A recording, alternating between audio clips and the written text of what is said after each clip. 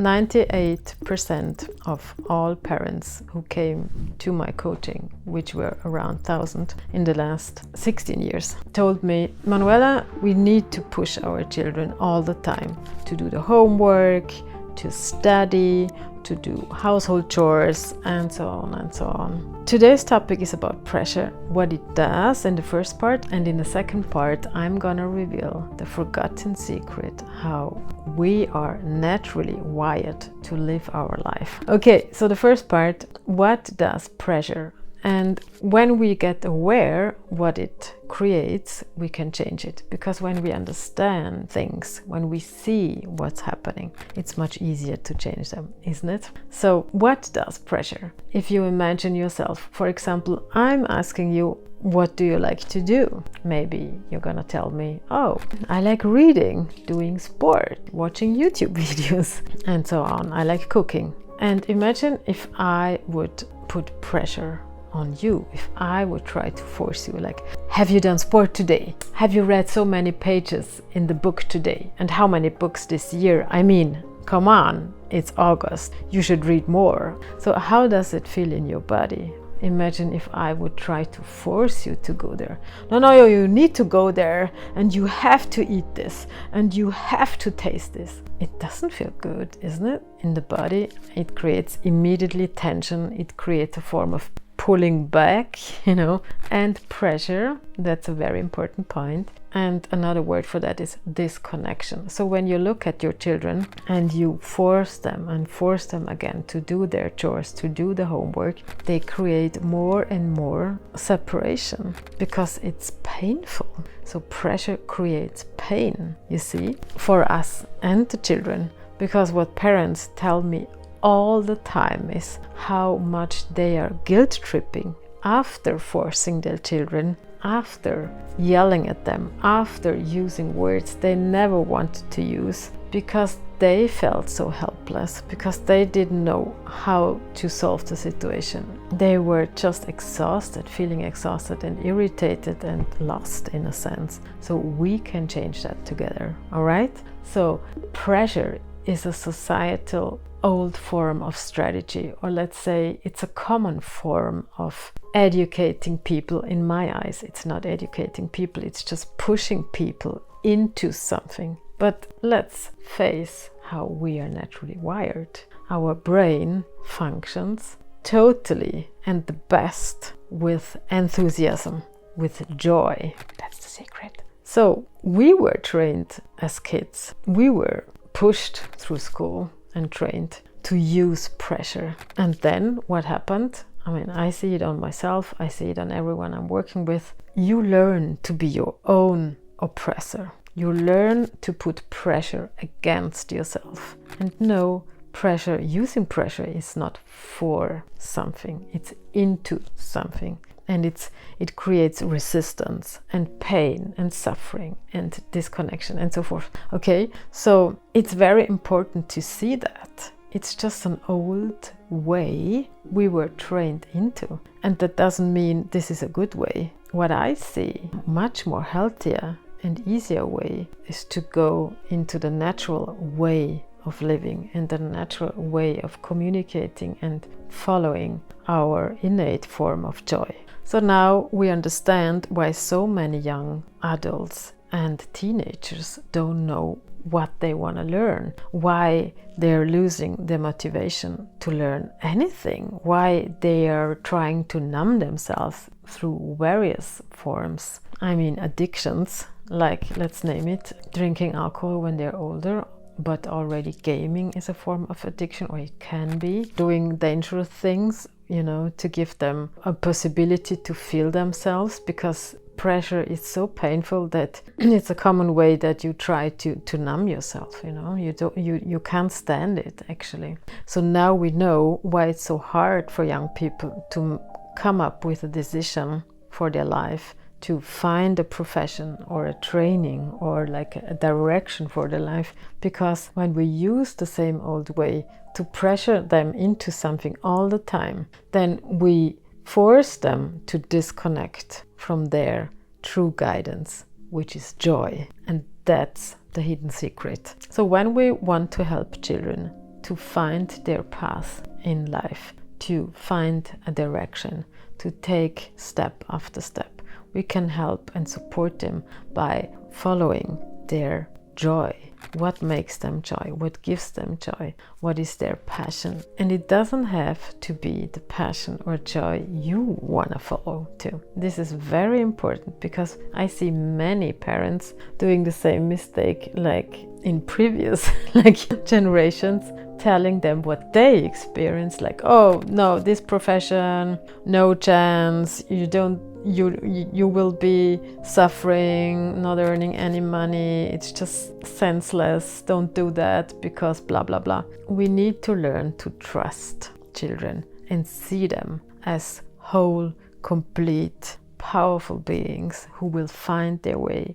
And when we do that, we support them. Because the other way, like when we believe that, oh, they're so weak, they're incapable, they don't know, then we don't help them. But this information is for another video. If you're interested, put it in the comments, please. When we follow the societal norm of pressure and get trained into being our own oppressor and suppressor, we lose our motivation, we lose our joy, we lose energy, our body gets sick, our mind gets sick sometimes, and we lose actually the joy of learning, the curiosity, and also the joy in living. That's why we see so many adults being unhappy and numb all the time. And that's not what we want to show our children, aren't we? So now in the second part, which is the solution, I'm going to give you practical tools for my family coaching, which helped 1,000 families in the last 16 years.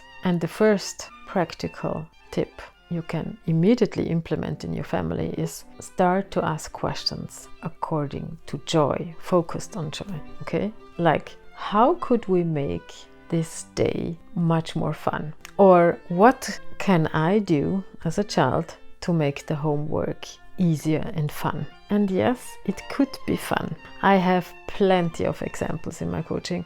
Mothers, fathers writing me, telling me in the sessions, oh Manuela, we implemented it. It's incredible. From disaster and having only conflicts and yelling at each other, we are now having more fun. Our children doing the homework much better and easier and on themselves. And I was like, wow, cool. How did it work? What did you do? What did you change? And they said, for example, oh, my son, he started to experiment. He was like trying to stand on his football, writing the homework and listening to his favorite music. And he was so happy and he could do it much faster. And there was this other girl from the other family who was 10 years old and she loved to run around the garden or actually walk around the garden. And she had put her homework or had the vocabulary she needed to learn in a special beautiful folder, and she was listening to her favorite play and dancing around, and it was so easy from that point on to learn the vocabularies she was avoiding for months before. So there are plenty of possibilities when you get into the realm of possibility instead of pushing and forcing and pain. Okay, so start asking questions, and it can be any question. Just have to focus on joy, on pleasure. How can it be pleasurable also for you? How can you make the next task that you want to do pleasurable? And we know that from science, from studies, plenty of studies, that our brain and also our body, our health and immune system works, I don't know how many times, but I guess like 100 times better with joy, with the focus of pleasure and joy, instead of putting pressure on it. And the awkward thing that we were trained in that pressure way, knowing that it created a lot of fear, a lot of self-doubt on ourselves. I mean, look around, so many adults have so much self-doubt, and it's so hard for them to follow their joy because they were trained to not believe their own awareness, their own feelings, their own opinion. And this is another point why I invite you to get used to train yourself in a positive way with your children, to live and to focus more on this pleasure and joy part.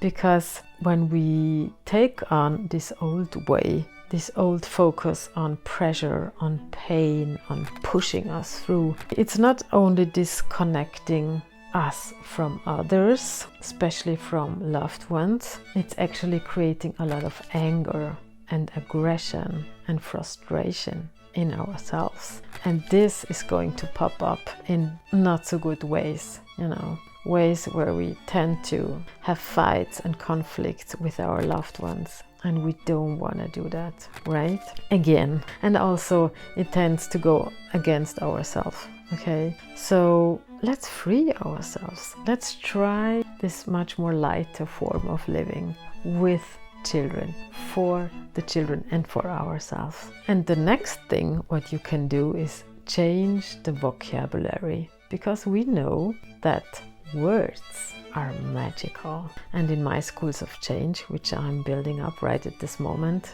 with a movement, so please sign up for my channel, is I'm showing children and parents the true power, the inherent power we have as human beings. This is something we don't learn in any training or school, but it's something really, really important. And that's one small point of that knowledge. If you change your vocabulary, if you choose to use, I want to do this next task, I choose to do that, instead of I have to do that, I must that, I must to do that, you have to do that, you must do that, you should do that, or I should do that. You see the difference? You feel the difference? Life gets so much better, I tell you. It creates so much more peace. And instead of helplessness and exhaustion, it creates joy, it creates pleasure, it creates connection with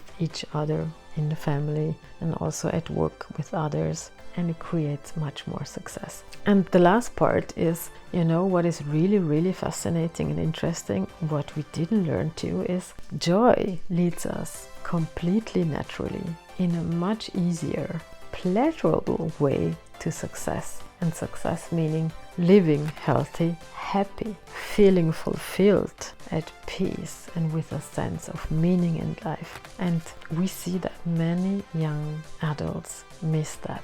And we can change it together. Okay, we can help them by living it as an example, by helping ourselves, training ourselves. And be patient, please. Be gentle and patient with yourself, because it's a process. Okay, and if you want to help with it, come into my Schools of Change community, where other families are creating such a life form together with me and their children, because it leads us to a future which is much more fulfilling and peaceful, which is much more filled with love and true connection and a deeper meaning in life. And this is what we need, right? So the hidden secret is when we allow the children to follow their joy, to follow what they're passionate about, and to choose to focus our daily lives more on joy, more on pleasure, and train ourselves like kind of away from that pressure, that pain, the path for your children will unfold naturally. Believe me, I saw it so many times. The path we were born to, it leads to success. And you don't have to worry about money, because when you follow something where you feel joyful about, which fulfills you in a way, it gives value to other people. And when you give value to other people, you get money.